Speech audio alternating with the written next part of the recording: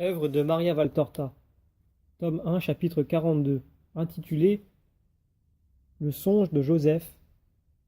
Marie de Nazareth s'explique avec Joseph. Vision du mercredi 31 mai 1944. Après 53 jours, la maman recommence à se manifester avec cette vision qu'elle me dit de noter dans ce livre. La joie renaît en moi, parce que voir Marie, c'est posséder la joie. Je vois donc le petit jardin de Nazareth. Marie file à l'ombre d'un pommier, à la frondaison touffue et surchargée de fruits qui commencent à rougir. On dirait des joues d'enfant arrondies et rosées. Mais Marie n'a pas ces belles couleurs.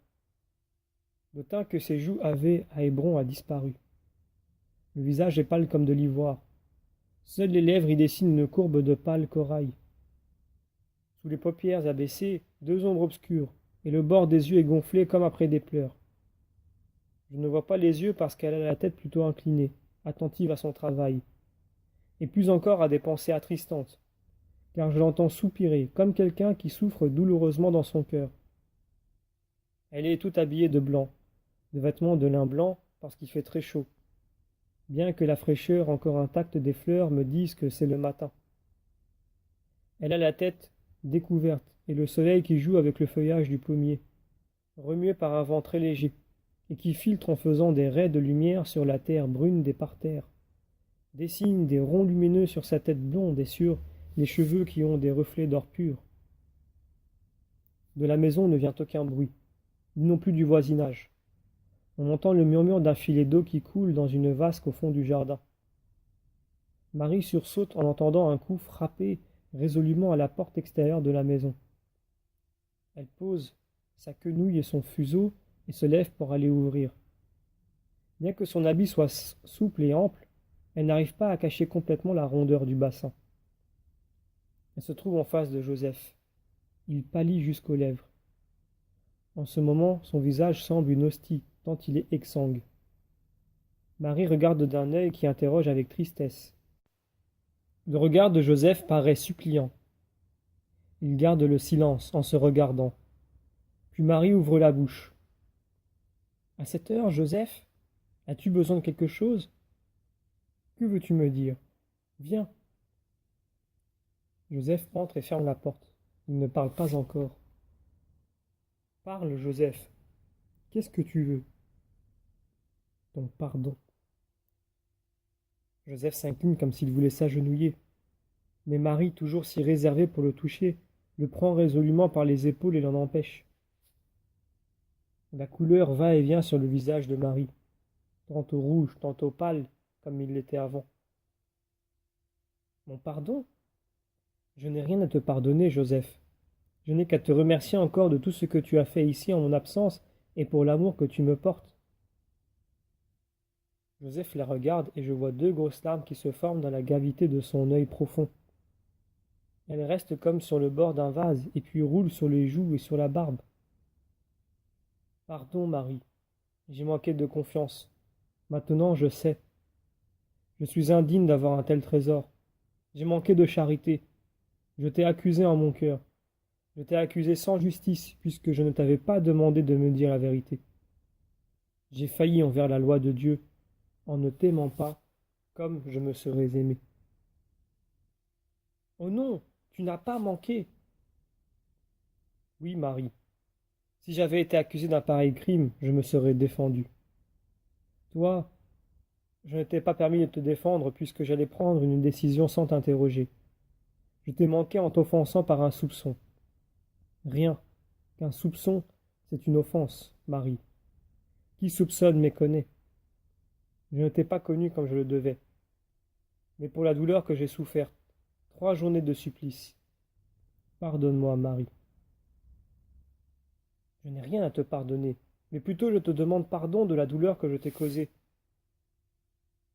Oh, oui, quelle douleur ça a été, quelle douleur. Regarde ce matin, on m'a dit que j'avais des cheveux blancs sur les tempes et des rides sur le visage. Plus de 10 ans de vie se sont écoulés en ces jours. Mais pourquoi, Marie, as-tu été humble au point de me cacher à moi, ton époux, ta gloire, et permettre que je te soupçonne ? Joseph n'est pas à genoux, mais il est tellement courbé que c'est tout comme. Et Marie pose sur sa tête sa petite main en souriant. Il semble qu'elle l'absolve. Elle dit: si mon humilité n'avait pas été parfaite, je n'aurais pas mérité de concevoir celui qu'on attendait. Celui qui vient d'annuler la faute d'orgueil qui a ruiné l'homme. Et puis j'ai obéi. Dieu m'a demandé cette obéissance. Elle m'a coûté tellement. Pour toi, pour la douleur que tu en éprouverais. Mais je n'avais qu'à obéir. Je suis la servante de Dieu et les serviteurs ne discutent pas les ordres qu'ils reçoivent. Ils les exécutent, Joseph, même s'ils leur font pleurer du sang. Marie pleure doucement en disant cela. Si doucement que Joseph, tout courbé, ne s'en aperçoit que quand une larme tombe à terre. Alors il redresse la tête. Et c'est la première fois que je le vois faire cela. Il serre les petites mains de Marie dans ses mains fortes et hâlées et baise l'extrémité de ses doigts délicats qui sortent comme des boutons de péché de l'étreinte des mains de Joseph. Maintenant, il faut pourvoir, parce que Joseph n'ajoute rien, mais regarde le corps de Marie, qui s'assied tout de suite pour ne pas rester ainsi exposé au regard qui se pose sur elle. Il faudra faire vite. Je viendrai ici. Nous accomplirons le mariage. La semaine prochaine, ça va? Tout ce que tu fais est bien, Joseph. Tu es le chef de la maison. Moi, je suis ta servante. Non, c'est moi qui suis ton serviteur. Je suis le bienheureux serviteur de mon Seigneur qui grandit en ton sein. Toi, tu es la bénie entre toutes les femmes d'Israël. Ce soir, je préviendrai les parents. Et après, quand je serai ici, nous travaillerons pour préparer tout à sa venue. Oh, comment pourrais-je recevoir dans ma maison mon Dieu? Dans mes bras, Dieu? J'en mourrai de joie. Je ne pourrai jamais oser le toucher. Tu le pourras, comme moi je le pourrai, avec la grâce de Dieu. Mais toi, c'est toi. Moi, je suis un pauvre homme, le pauvre, le plus pauvre des fils de Dieu. Jésus vient pour nous qui sommes pauvres, pour nous faire riches en Dieu. Il vient vers nous deux parce que nous sommes les plus pauvres et que nous le reconnaissons. Réjouis-toi, Joseph. La race de David a le roi qu'elle attendait et notre maison devient plus fastueuse que le palais royal de Salomon. Car il y aura le ciel et nous partagerons avec Dieu le secret de paix que plus tard les hommes apprendront. Il grandira parmi nous et nos bras seront un berceau pour le Rédempteur qui grandit. Et nos fatigues lui procurent le pain. Ô Joseph, nous entendrons la voix de Dieu nous appeler Père et Mère. Oh! Marie pleure de joie, des larmes si heureuses.